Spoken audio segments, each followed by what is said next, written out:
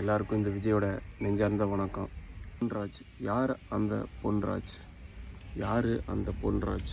இருக்கும் மரியாதைக்குரிய மாமனிதர் அப்துல் கலாம் ஐயா கிட்ட பிஏவா வேலை பார்த்தவர் தான் இந்த பொன்ராஜ். அப்துல் கலாம் ஐயா கிட்ட உள்ள அந்த சிறந்த பண்புகளில் ஒரு 5% கூட இந்த பொன்ராஜுக்கு இல்லையா? ஏன் இப்படி? வாங்க பேசலாம். பெண்கள் அது எந்த கட்சியாக வேணாலும் இருக்கட்டும், எந்த மொழி பேசுகிற பெண்ணாக வேணாலும் இருக்கட்டும், எந்த கண்ட்ரியாக வேணாலும் இருக்கட்டும், ஆனால் அவங்ககிட்ட இப்படி இழிவாக பேசுகிறது ரொம்ப ரொம்ப தப்பு. இழிவாக பேசுகிறதே தப்பு. அதுவும் பெண்களை இவ்வளவு தரக்குறைவாக மட்டம் தாழ்த்தி தப்பான வார்த்தையில் பேசுகிறது ரொம்ப ரொம்ப தப்பு. நம்ம தமிழ்நாட்டில் தான் இருக்கோமா? எனக்கே சந்தேகமாக இருக்குது. சட்டம் ஒழுங்கு ரொம்ப மோசமாக போயிட்டுருக்கு. இது எல்லாருக்குமே தெரியும். அதனால தான் மாற்றத்தை தேடி நம்ம ஓடிக்கிட்டு இருக்கோம். அதுக்கான நேரமும் வந்துருச்சு. என்னங்க பண்ணார் நம்ம தளபதி? தப்பு பண்ணியிருக்காங்க. அதோட வலி எவ்வளோ இருக்கும் அந்த பெண்களுக்கு? அதை தட்டி கேட்கணும்னு நினச்சாரு, அது சட்டப்படி போகணும்னு நினச்சாரு.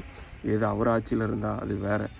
அவர் சட்டத்தை தான் கையில் எடுத்துடக்கூடாது, சட்டப்படி போகணுன்னு காவல்துறையிட்ட முறையாக கம்ப்ளைண்ட் பண்ணார். அது தப்பா?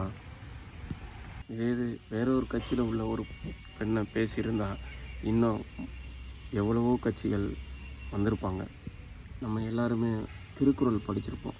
அதில் ஒரு குறள், தீயினால் சுட்டப்புண் உள்ளாரும் ஆறாது, நாவினால் சுட்டவடு. இந்த குறளோட அர்த்தம், பொருள் என்னன்னு உங்களுக்கு தெரியும். ஒரு தீயினால் பட்ட காயம் ஆறிடும், ஒரு 2 நாள் ஆறிடும், 3 நாள் ஆறிடும். அந்த நாவினால் பேசுகிற அந்த வார்த்தைகள் எப்போவுமே வராது, வடுவா அப்படியே இருக்குன்னு தான் இதோட பொருள். அவர் பேசிட்டார், சாரி சொன்னாரான்னு கூட தெரில. சொல்கிறது கூட அவருக்கு டைம் இருக்காதுன்னு நினைக்கிறேன். சாரி சொல்லிட்டா எல்லாமே முடிஞ்சிருமா? சாரிங்கிற வார்த்தை ஈஸியாக சொல்லிடலாம், யார் வேணாலும் சொல்லிடலாம்.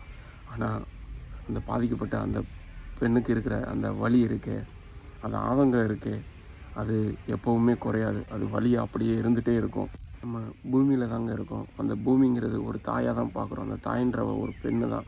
அந்த பெண்ணையும் இப்படித்தான் விபச்சாரின்னு பேசுவாங்களா? இது எல்லாத்துக்குமே ஒரு முற்றுப்புள்ளி வைக்கணும் தான். இதுதான் சரியான நேரம். நான் மறுபடியும் சொல்கிறது, ஏப்ரல் 23 நமக்கான நாள். நம்ம தமிழக வெற்றி கழகத்துக்கான நாள். மே 4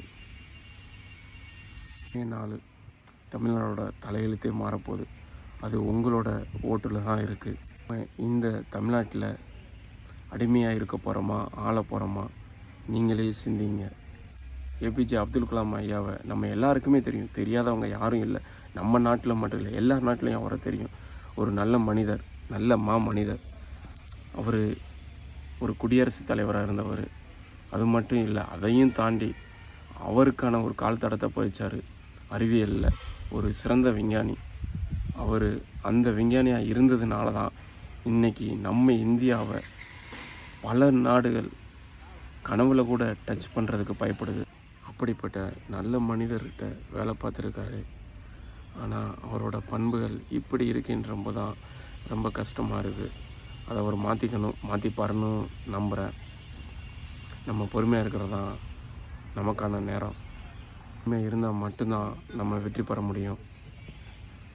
நமக்கான நேரம் வந்துருச்சு. மறுபடியும் சொல்கிறேன், இது நமக்கான நேரம். கண்டிப்பாக நம்ம தமிழக வெற்றி கழகம் ஜெயிக்க வைக்கணும். நன்றி.